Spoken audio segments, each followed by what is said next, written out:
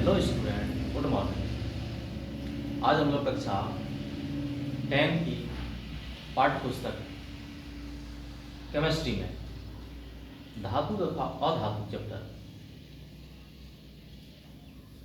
भौतिक तथा रासायनिक गुणों के आधार पर धातु तथा अधातु में अंतर स्पष्ट करेंगे। तो पिछले क्लासों में हम लोगों ने जानकारी प्राप्त किया था कि धातुओं के भौतिक गुण में धातुएं आघात वर्ग होती है, यानी धातुओं में पाए जाने वाले ऐसा गुण जिसके कारण धातुओं को पीटकर पतला शीट या चादर बनाया जाता है। धातुएं इलास्टिक अर्थात प्रत्यास्थ होती है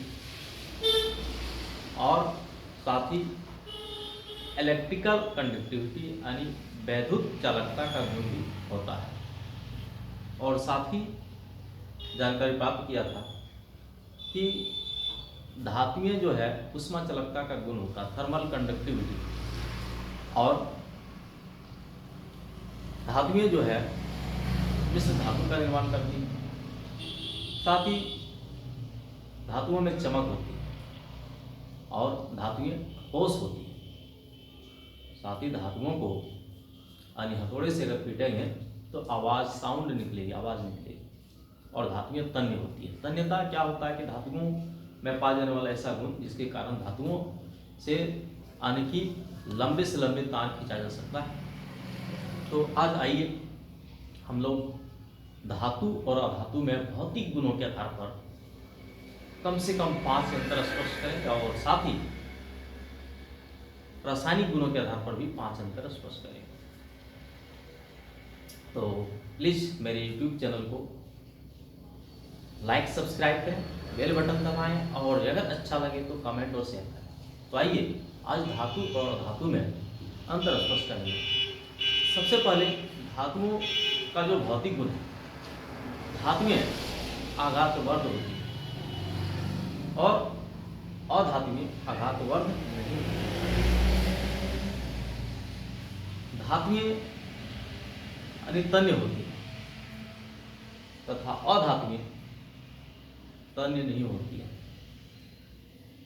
धातुओं में चमक होती है, तीसरा गुण में, और अधातुओं में चमक नहीं होती है। धातुओं ठोस होती है और अधातुएं क्या होती है कि ठोस, द्रव, गैस तीनों होती है।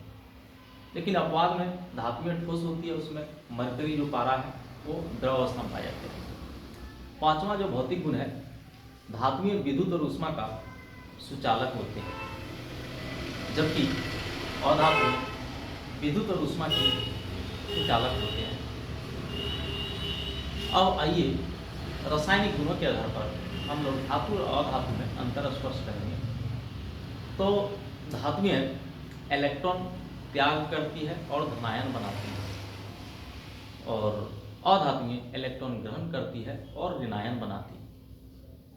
दूसरा रासायनिक गुण अंतर में है, यानी रासायनिक अंतर जो है रासायनिक गुणों में धातुएं अवकारक होती है और अधातुएं अक्षीकारक होती है।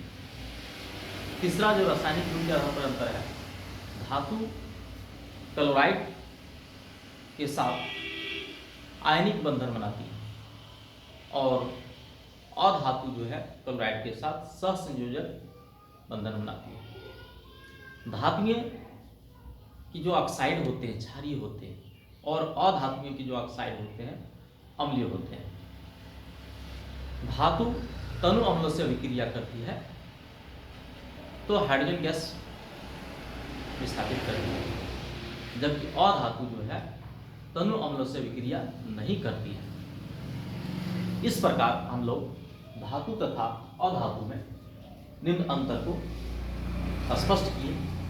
तो पुनः एक बात सरसरी निगाह से देखा जाए कि धातुएं आघातवर्ध होती है और धातुएं आघातवर्ध नहीं होती है। धातुएं तन्य होती है और धातुएं तन्य नहीं होती है।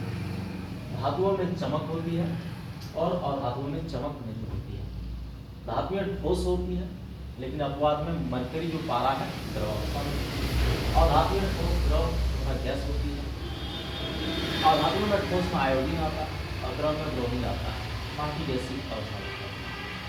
धातु में विद्युत और ऊष्मा के सुचालक होते हैं और अधातु में विद्युत और ऊष्मा के सुचालक होते हैं। अब रासायनिक गुणों के आधार पर धातु अधातु में अंतर स्पष्ट करेंगे। धातु में इलेक्ट्रॉन त्याग करती है और धनायन बनाती है, जैसे सोडियम एक इलेक्ट्रॉन त्याग करके सोडियम आयन धनायन बनाती है। अधातु में इलेक्ट्रॉन ग्रहण करती है और ऋणायन बनाती है, जैसे क्लोरीन इलेक्ट्रॉन ग्रहण करके क्लोराइड आयन ऋणायन बनाती है। धातुएं अवकारक होती है और अधातुएं ऑक्सीकारक होती है।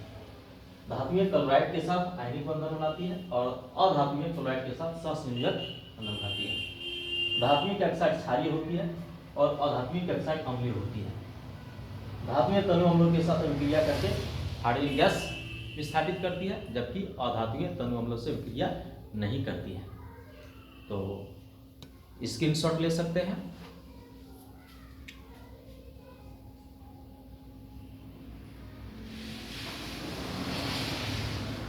शायद स्क्रीनशॉट ले लिया होगा। तो आज हम लोगों का जो यानी कि डिस्कस भौतिक और रासायनिक गुणों के आधार पर धातु और अधातु में अंतर है। तो यह बहुत ही इम्पोर्टेंट क्वेश्चन है। प्राय परीक्षा में धातु और अधातु में अंतर पूछा जाता है। कभी भौतिक गुणों के आधार पर 5 अंतर लिखें, कभी रासायनिक गुणों के आधार पर 5 अंतर लिखें, तो कभी धातु और अधातु में सिर्फ अंतर पूछा जाता है। तो भौतिक गुणों के आधार पर जब प्रश्न पूछा जाएगा कि अंतर लिखें, तो भौतिक गुणों के आधार पर 5 अंतर लिखना है। और यदि रासायनिक गुणों के आधार पर अंतर लिखने के लिए कहा जाएगा तो रासायनिक गुणों के आधार पर लिखा जा सकता है। और अगर सिर्फ धातु और धातु में अंतर लिखा जाने के लिए कहा जाएगा तो आप भौतिक गुणों के आधार पर और रासायनिक गुणों के आधार पर दोनों में मिला के लिख सकते हैं। तो धन्यवाद, फिर मिलेंगे नेक्स्ट क्लास में।